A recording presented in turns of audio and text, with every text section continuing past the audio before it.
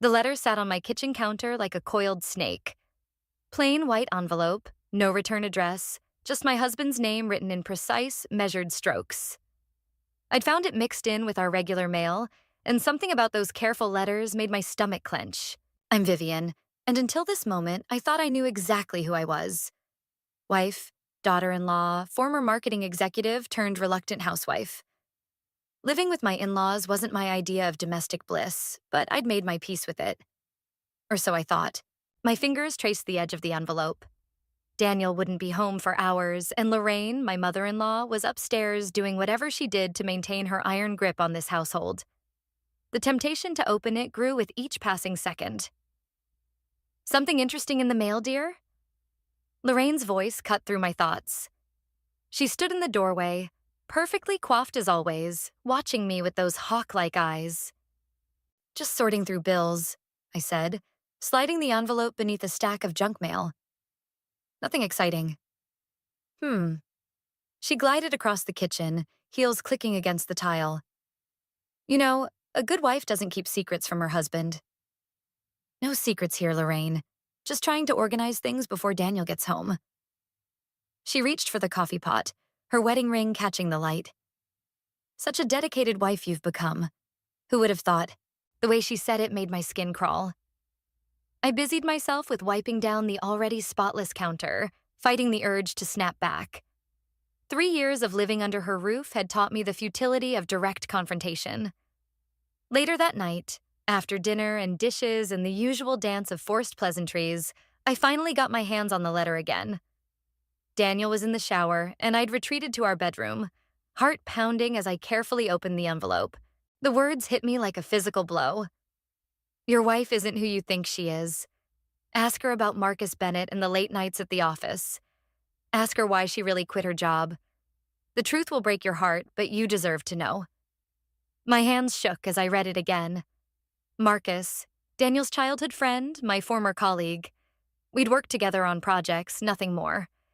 But someone had twisted that into something ugly, something that could destroy everything. A soft knock at the door made me jump. "Vivian?"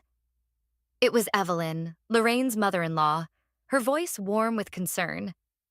"May I come in?" I stuffed the letter under my pillow. "Of course." Evelyn entered, her weathered face kind but knowing.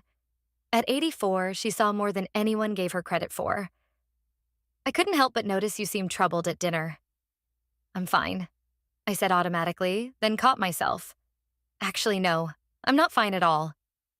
She sat beside me on the bed, her presence somehow both comforting and unsettling. "Someone's trying to hurt you, aren't they?"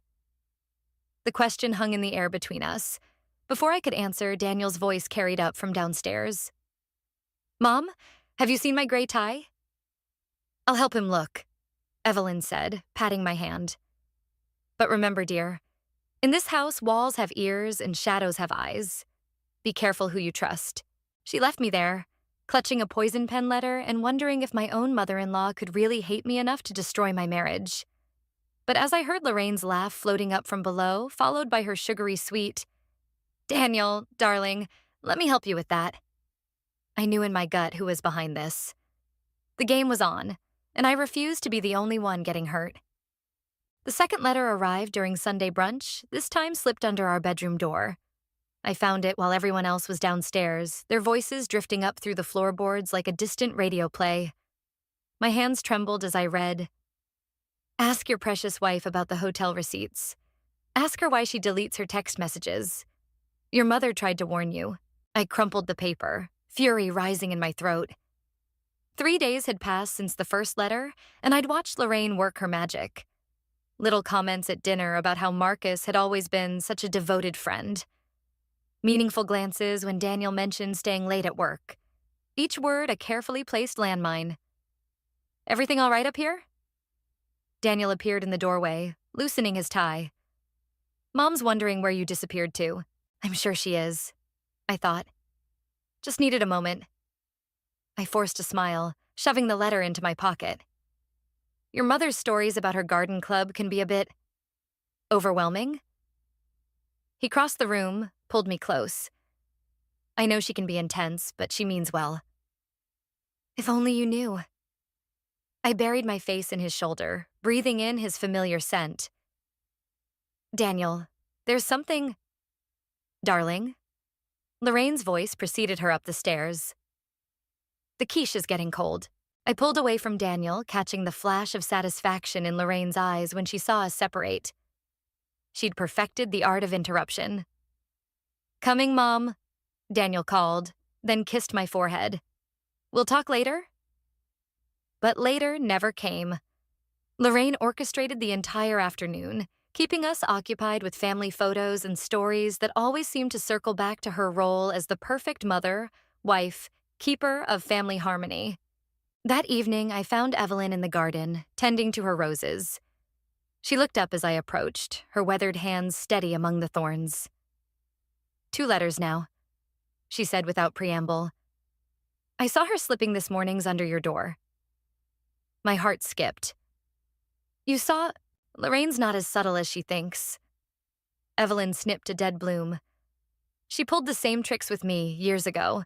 Anonymous notes suggesting Robert was unfaithful. Whispered rumors about my past. She wanted control of the house, you see. Wanted me gone.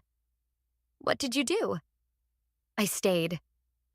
She met my eyes. Some battles aren't won by fighting, dear. They're won by surviving. A door slammed somewhere in the house. Through the kitchen window, I could see Lorraine on the phone gesturing animatedly. My stomach turned as I recognized the name she was saying. Marcus. She's calling our friends now, I said, spreading her poison. Then perhaps it's time to let her poison work against her. Evelyn handed me a rose, its petals deep red against my pale skin. I've kept quite a collection of Lorraine's little schemes over the years. Letters, receipts, recorded conversations. Insurance, I called it. Never thought I'd need it. I stared at her, understanding dawning.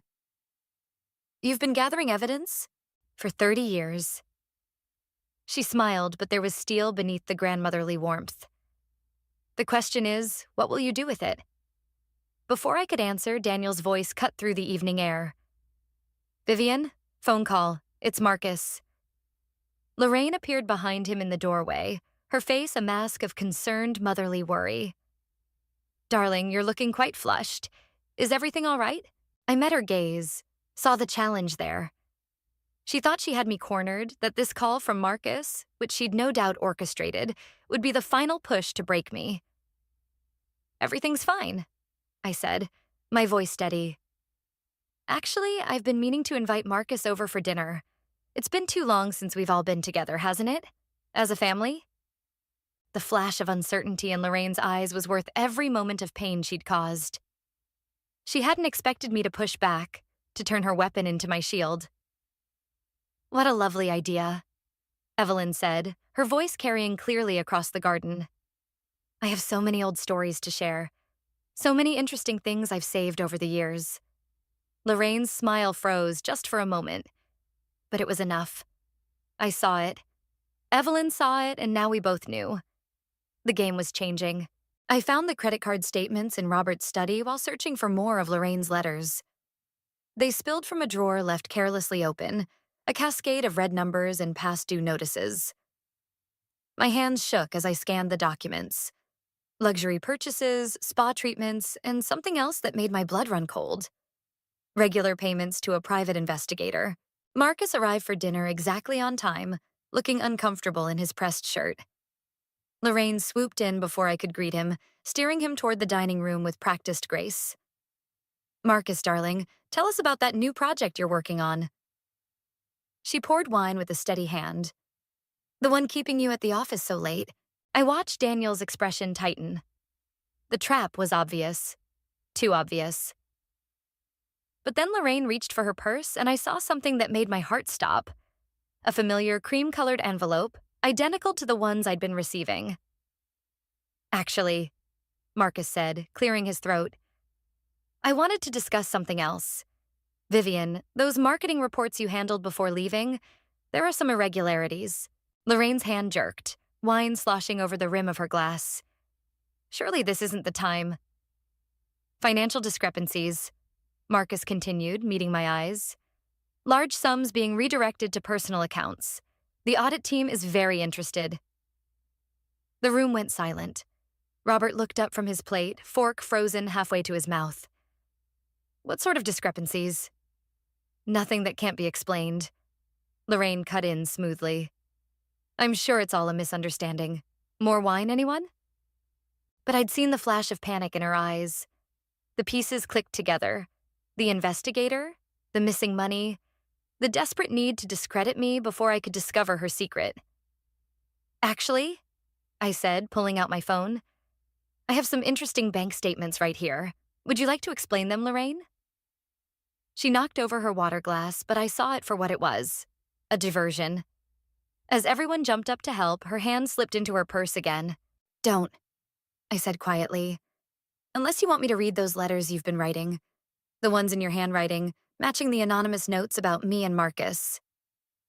Daniel's head snapped up. What letters? Vivian is confused, Lorraine said, but her voice wavered. She's been under such strain lately. Show them. Evelyn's voice cut through the tension. She stood in the doorway, holding a thick manila envelope. Show them everything, Lorraine. The letters, the bank statements, the investigator's reports. Or shall I? Lorraine's facade cracked. You don't understand. I had to protect this family. She was going to ruin everything. By discovering your gambling debts? Robert's voice was deadly quiet. Or by exposing how you've been stealing from our accounts? The room spun with accusations and revelations. Daniel stood frozen between his mother and me, his world unraveling with each new disclosure. But it was Marcus who delivered the final blow. The marketing irregularities weren't Vivian's, he said. They were traced to an external account. Your account, Lorraine. You've been embezzling from the company for years. She lunged for her purse, but I was faster. The letters spilled across the table, dozens of them, all in her distinctive handwriting, all designed to destroy me before I could expose her. I trusted you, Daniel whispered. How could you do this to Vivian? To all of us? Lorraine's mask finally shattered. Everything I did for this family. To maintain our position, our respect. By destroying mine? I asked softly. By trying to convince your son I was unfaithful? I needed you gone, she spat. You were getting too close, asking too many questions. I couldn't let you. Enough. Robert's voice cracked like a whip. Enough, Lorraine. It's over. The silence that followed was deafening. In it, I could hear the death of pretense, the collapse of carefully constructed lies. But as I watched Lorraine's world crumble, I felt no satisfaction, only a hollow understanding of what desperation could drive someone to do. Daniel reached for my hand under the table, and I knew this was just the beginning. The truth was out, but its aftermath would reshape us all. The morning after our disastrous dinner, I found Lorraine in the kitchen, calmly making coffee as if nothing had happened. Her composed facade only cracked when she saw the manila envelope in my hands. Evelyn's collection of evidence spanning 3 decades. You've won, she said flatly. What more do you want? I set the envelope on the counter between us. I want to understand why. All these years of manipulation, the lies, the money. You think you understand anything about family? She turned, her fingers white-knuckled around her coffee cup. About sacrifice? I built this life brick by brick. Everything perfect, controlled, safe. Then you arrived with your questions and your career ambitions, threatening to tear it all down. Mom? Daniel's voice made us both freeze. He stood in the doorway, looking older somehow, worn. I just got off the phone with the bank. They're launching a formal investigation. The coffee cup slipped from Lorraine's hands, shattering on the floor. Neither of us moved to clean it up. Daniel, sweetheart, she started, but he cut her off. Don't. He crossed to the counter, picked up the envelope. I need to know everything. No more lies. I watched his face as he read, each page bringing fresh pain. Bank statements showing systematic theft from family accounts. Letters to friends and colleagues spreading vicious rumors about me. Documentation of her gambling debts, hidden behind a wall of respectability. There's more, I said quietly. Marcus sent over the company audit files this morning. Lorraine's head snapped up. You can't. $2 million, I continued, forcing myself to meet Daniel's eyes. Embezzled over 5 years, they're pressing charges. The silence that followed was devastating. Daniel braced himself against the counter, his shoulders shaking. When he finally spoke, his voice was barely a whisper. Why didn't you come to me? To any of us? I couldn't show weakness, Lorraine said. This family needs truth.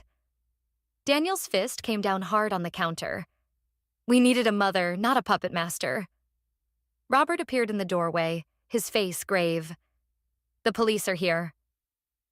Everything happened too quickly after that. Officers reading rights, Lorraine's quiet dignity crumbling as they led her away. I found myself in our bedroom, mechanically packing a bag, when Evelyn appeared. You're leaving? She asked, though it wasn't really a question. Just for a few days.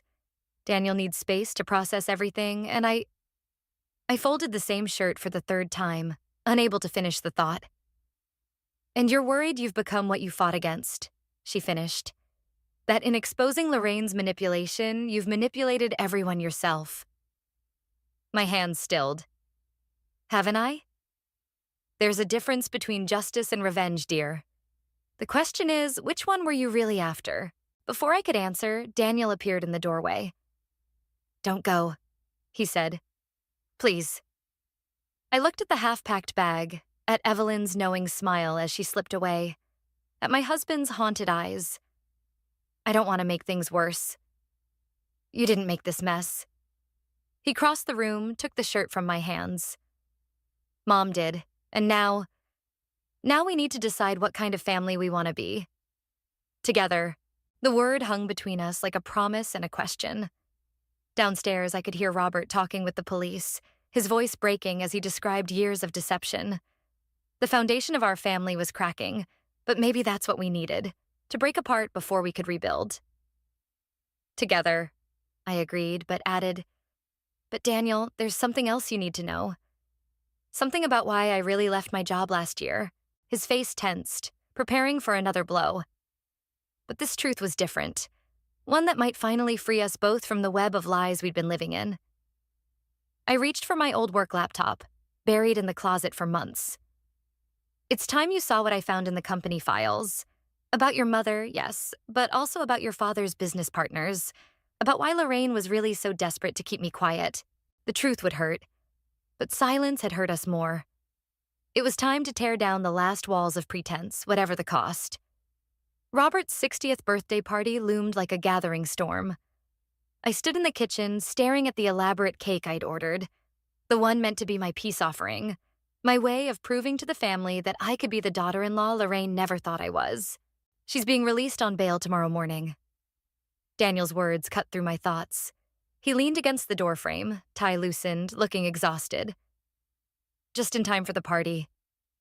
Of course she is. My laugh came out bitter. Heaven forbid Lorraine Mitchell miss a chance to maintain appearances. The laptop sat between us on the counter, its screen still showing the damning evidence. Not just of Lorraine's crimes, but of Robert's business partner's involvement in a scheme that made her embezzlement look trivial. The truth we hadn't yet shared with him. We have to tell him, I said, before she comes home and spins another web of lies. It's his birthday, Vivian. The whole family will be here. Exactly. Perfect timing for... The kitchen door swung open. Evelyn entered, her face grave. Robert's on the phone with Lorraine's lawyer. She's claiming you planted the evidence. My hands gripped the counter. What? She's saying you orchestrated everything, the audit, the investigation, all of it, to destroy her. That you're trying to take control of the family business. Daniel's phone buzzed. He checked it, his face darkening. Marcus just got served with a cease and desist order. The company's lawyers are backing off the investigation. The room spun. All our careful plans, the evidence we'd gathered, the truth we'd fought to expose. Lorraine was dismantling it all from her jail cell. The party, Evelyn said suddenly. Everyone who matters will be there. The board members, the partners, the family friends. One last grand performance for Lorraine Mitchell. I looked at the cake, its perfect frosting suddenly seeming obscene. Unless. Unless what? Daniel asked. But I could see in his eyes he already knew. I opened the laptop again, pulled up the files I'd kept hidden for months.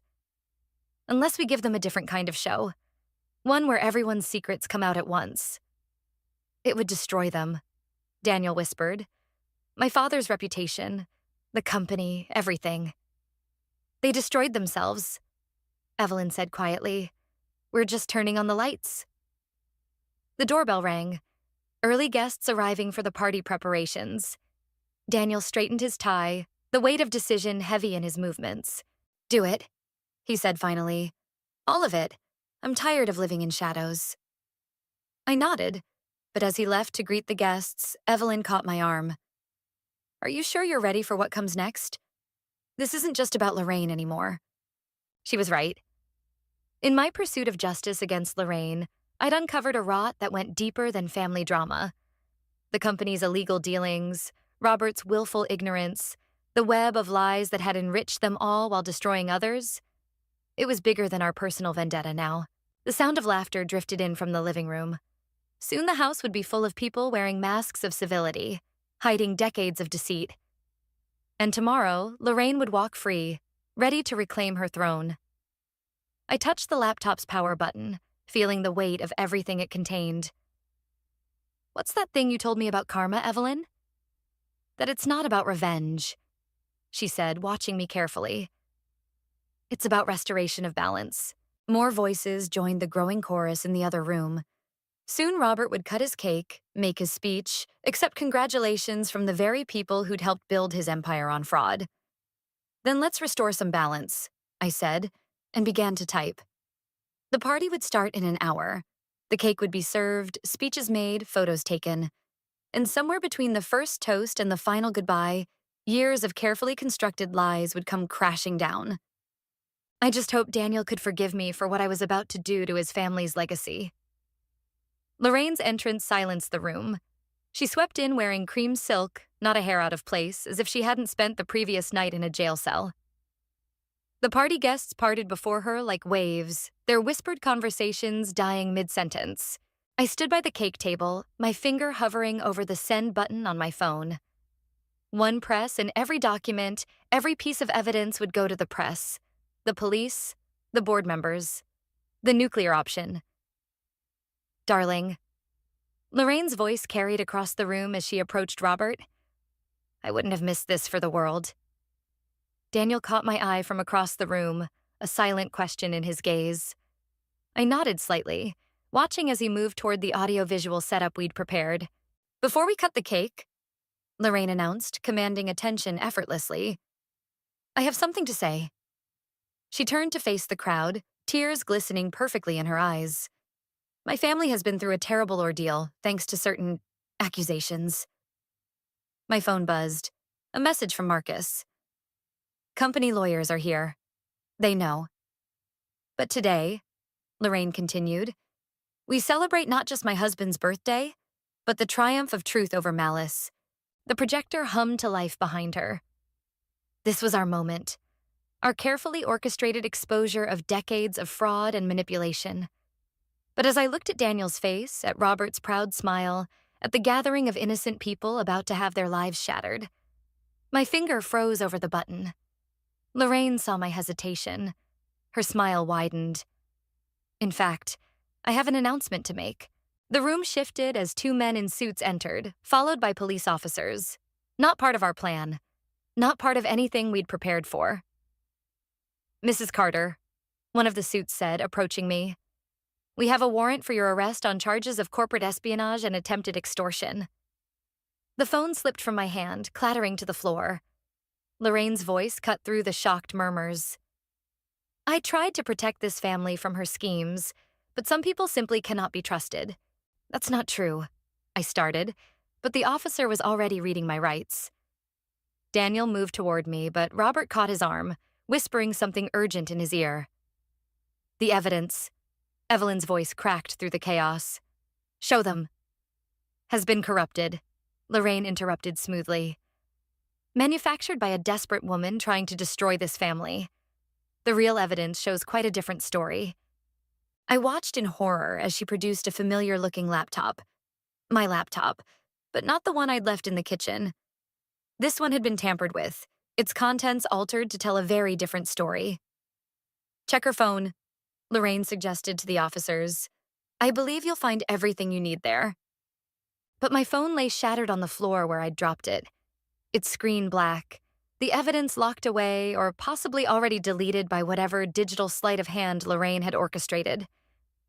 Daniel finally broke free from his father's grip. This isn't right, he began, but stopped short as Robert stepped forward. Son, he said quietly, we have proof that your wife has been attempting to manipulate company records for months. The board has already reviewed it. The handcuffs felt cold against my wrists. Through the blur of tears, I saw Marcus being escorted out by the other officers, his face grim. Evelyn stood frozen, her carefully gathered evidence now worthless against Lorraine's masterful countermove.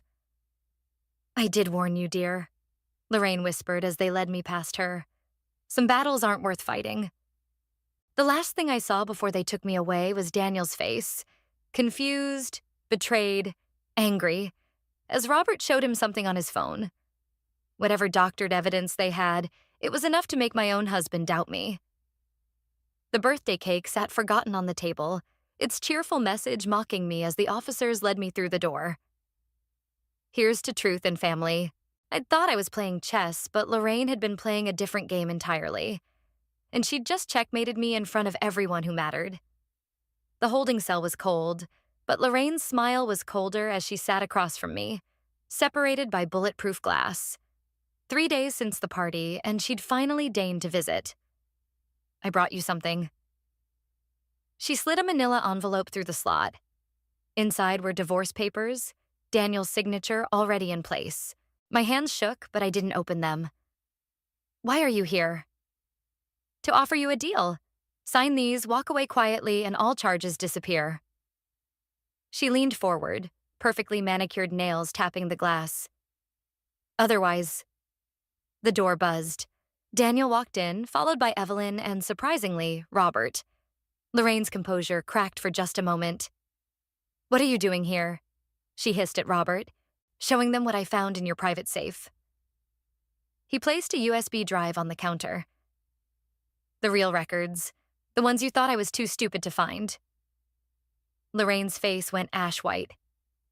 Robert, don't play it, Daniel said quietly. The guard brought in a laptop.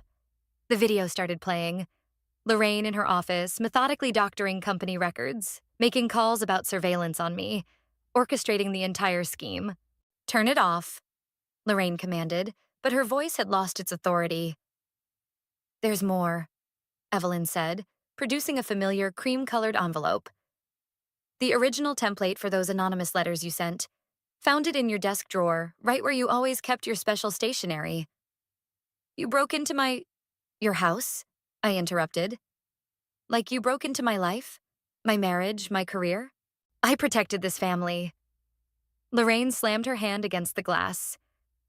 Everything I did was to keep us safe, to keep our status, to keep your control. Robert cut in.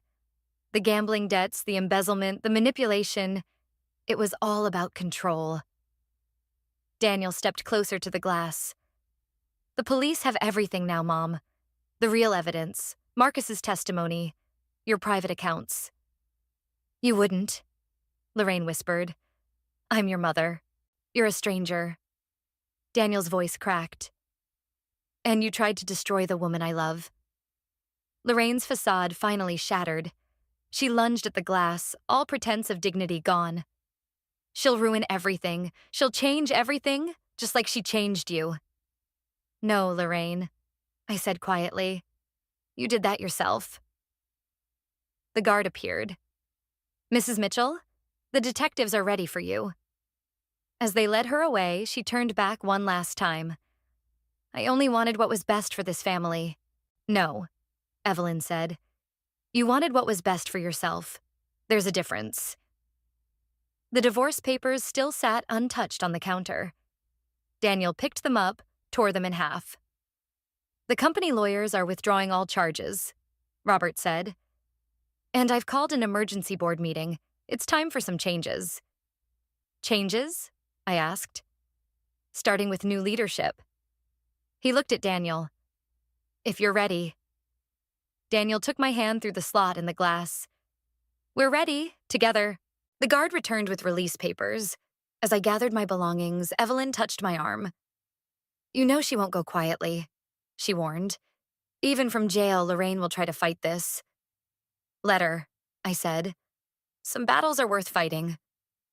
Outside, the morning sun felt different somehow. Cleaner. Daniel wrapped his arm around me as we walked to the car, past reporters already gathering for the story of the Mitchell family's fall from grace. "I'm sorry," he whispered, "for doubting, even for a moment." "We all doubted," I said. "That was her power, but not anymore." Robert cleared his throat. "The house will be quiet without her." "Good," Evelyn said firmly. "We've had enough drama for several lifetimes."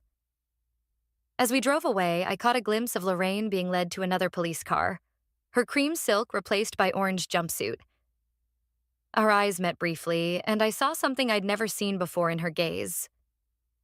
Fear. The game was over. And this time, truth had won. The Mitchell house felt different as I packed away Lorraine's carefully curated family photos. Each frame held perfectly posed smiles, a museum of manufactured happiness that had dominated these walls for decades. "Leave that one," Evelyn said, pointing to a dusty frame I'd nearly missed. It showed a younger Lorraine, unguarded, laughing with Robert at some forgotten moment. Sometimes it's worth remembering people as they were, not as they became. The sentencing hearing had been brief. Lorraine sat straight-backed in her orange jumpsuit, pride intact even as the judge read out her crimes. When offered a chance to speak, she'd look directly at me. "I'm not sorry for protecting what I built," she'd said. "But I am sorry for what I destroyed in the process." Now, as I carefully wrapped the photo in tissue paper, Daniel appeared in the doorway. Marcus called. "The board approved the restructuring plan. We're reinstating everyone who was forced out under Mom's leadership." "Including me?" I asked, managing a small smile.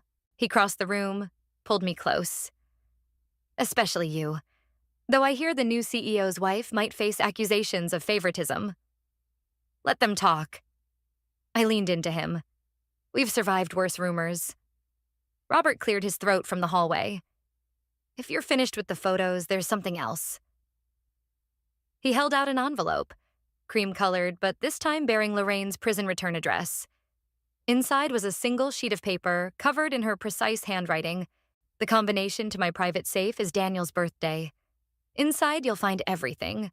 The real records, the names of everyone I hurt, the truths I buried. Use them wisely.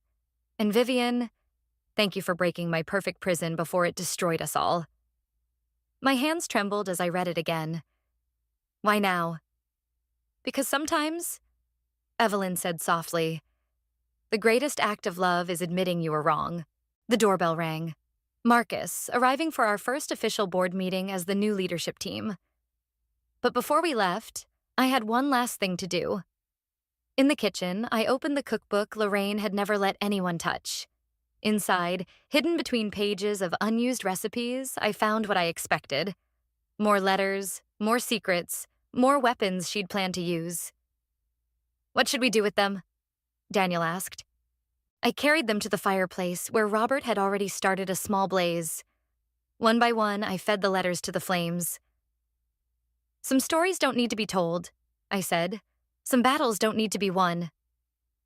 Speaking of battles, Marcus called from the doorway, waving his phone. "You might want to see this." The message was from my old marketing firm. "Time to come home? Your office is waiting." I looked around at my unlikely family. Daniel's strength, Robert's redemption, Evelyn's wisdom, Marcus's loyalty. At the spaces where Lorraine's control had once suffocated us all, now filled with something harder to name but stronger to hold. "I am home," I said, and deleted the message. Later, as we gathered around the dining table, no perfect place settings, no artificial conversations, Evelyn brought out a cake. Not elaborate or expertly decorated, but real. Honest. To new beginnings, Robert proposed, raising his glass. To truth, Daniel added. To family, I said, meeting Evelyn's knowing smile. The kind we choose to be. As we cut into the cake, I noticed the empty chair at the end of the table. It would always be there. That space where Lorraine had ruled her perfect kingdom. But now it stood as a reminder. Not of what we'd lost, but of what we'd found in its place. The late afternoon sun caught the dusty photo I'd left unpacked, making Lorraine's young, genuine laugh shine like a message from a different time. Some prisons, I realized, lock from the inside. And sometimes the key to freedom isn't revenge or justice, but simply the courage to be imperfectly, unashamedly real.